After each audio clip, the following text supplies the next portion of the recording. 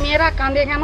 আজকে 14 বছর আজকে আমার স্বামী নেই, তাহলে আমার কিটুকু বয়স হয়েছে, আমার এক ছেলে এক মাস 2 দিনের ছেলে, তাহলে ছেলেটাও বাবা দেখতে পায় না, ডাকতে পায় না। আমি কি বয়স হয়েছে আমার স্বামী নেই আজকে, তাহলে আমার কষ্ট নেই শরীরে, আমার মন শরীরে কিছু কষ্ট নেই, আমার কি বয়স হয়েছে, তাহলে আমি জানবো না?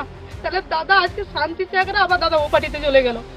पश्चिम बंगाल में जब भी किसानों की बात होगी तो ममता बनर्जी के नंदीग्राम के किसान आंदोलन की, या यूं कहें जमीन अधिग्रहण के खिलाफ आंदोलन की बात हमेशा होगी। 2007 हो या फिर 2021, एक दशक से ज्यादा का समय हो चुका है, लेकिन नंदीग्राम में कई सारे परिवर्तन आए हैं। इस बार परिवर्तन है कि मुख्यमंत्री ममता बनर्जी यहीं से चुनाव के मैदान में उतरेंगी। तो क्या इन रास्तों से, जिन पर अभी खेती दिख रही है आपको, यानी कि फसल के कुछ अंश दिख रहे हैं, क्या यही आने वाले दिनों में नबान्नों तक का रास्ता तय करेंगे और फैसला करेंगे कि आखिरकार पश्चिम बंगाल की सत्ता पर कौन होगा विराजमान? लेकिन इसके लिए भी बीजेपी इस मुद्दे को टीएमसी का असली चेहरा बता दे रही है, तो टीएमसी के नेता इसमें समाधान निकालने की कोशिश कर रहे हैं। মমতা ব্যানার্জির করে যাওয়া প্রকল্পগুলি যেগুলো হচ্ছে ভীষণভাবে ব্যর্থতার সঙ্গে পড়ে আছে। लेकिन इसके लिए भी टीएमसी के पास जवाब है कि उनके पास ये सवाल पहुंचा ही नहीं। আমিও জানি না আর কার জায়গা কিভাবে বিক্রি হয়েছে। আমি ভূমিচ্ছেদ প্রতিরোধ কমিটির সভাপতি, তবে আমার কাছে কোনো আজও পর্যন্ত কোনো অভিযোগ বা কোনো রিপোর্ট নেই। নিশ্চিত আমাদের কাছে যদি কোনো রিপোর্ট আসে অবশ্যই ব্যাপারটা খতিয়ে দেখব, কিন্তু আমাদের কাছে এই ধরনের কোনো রিপোর্ট আসে। जमीन का टुकड़ा एक किसान के लिए उसकी सबसे बड़ी जागीर होती है और इसीलिए किसानों ने नंदीग्राम और सिंगूर जैसे आंदोलन से बंगाल में राजनीति का इतिहास रच दिया था, इस उम्मीद में कि अच्छे दिन आएंगे। लेकिन जमीन भी गई, रोजगार के मौके भी गए और अब जो जमीन वापस मिल रही है वो भी पथरीली है। अमर नाम तुम्हार नाम, सिंगूर, भांगोर, नंदीग्राम, क्या इन इलाकों में अब सिर्फ शहीद वेदियां रह गई हैं, या सिर्फ ये मूर्तियां जो ये बता रही हैं कि ये इलाके नंदीग्राम, सिंगूर या फिर भांगुर इन लोगों को भूले नहीं हैं, उन शहीदों को याद रखा है? क्या इन्हें सिर्फ अब राजनीति में एक रणनीति के तौर पर इस्तेमाल किया जा रहा है? क्या नंदीग्राम वो रण क्षेत्र है जो फैसला करेगा कि बंगाल के रण में जीत कौन हासिल करेगा? नंदीग्राम में आंदोलन का असर कैसा रहा, ये तो इस आंदोलन की वजह से ममता बनर्जी को मिली सत्ता ने बता दिया। लेकिन शिशिर अधिकारी और शुभेंदु अधिकारी के परिवार का रसूख इस इलाके में कितना है, ये आंकड़े बता रहे हैं।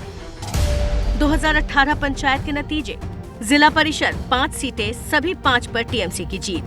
पंचायत समिति नंदीग्राम 1 सभी 30 सदस्य टीएमसी के, नंदीग्राम 2 सभी 20 सदस्य टीएमसी के।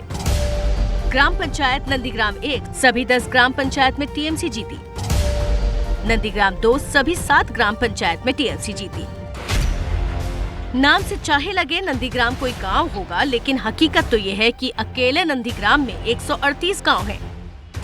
नंदीग्राम में वोटर 2016 में कुल वोटर 2,30,529, वोटिंग 87%, पुरुष 1,19,517, वोटिंग 85%, महिला 1,11,012, वोटिंग 89%।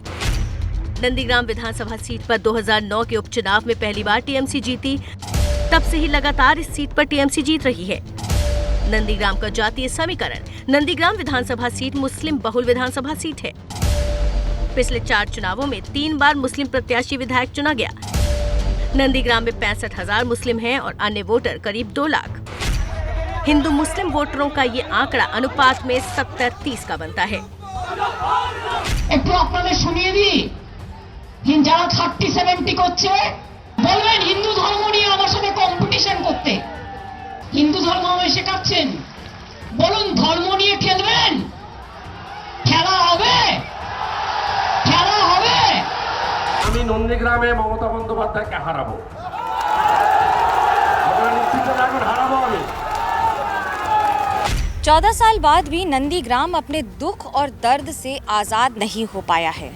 जिस ममता बनर्जी ने सन 2007 में इस पूरे भूमि अधिग्रहण आंदोलन का नेतृत्व किया था और 2011 में सत्ता पर काबिज हुई थी, वो एक बार फिर नंदीग्राम में है। लेकिन इस बार अपनी पार्टी का वोट मांगने के लिए नहीं, इस बार उम्मीदवार के तौर पर खुद वोट मांग रही हैं। दिलचस्प होगा ये देखना कि आखिरकार नंदीग्राम अपने भूमिपुत्र शुभेंदु अधिकारी को जिताता है या फिर अपने आप को बंगाल की बेटी कहने वाली ममता बनर्जी को?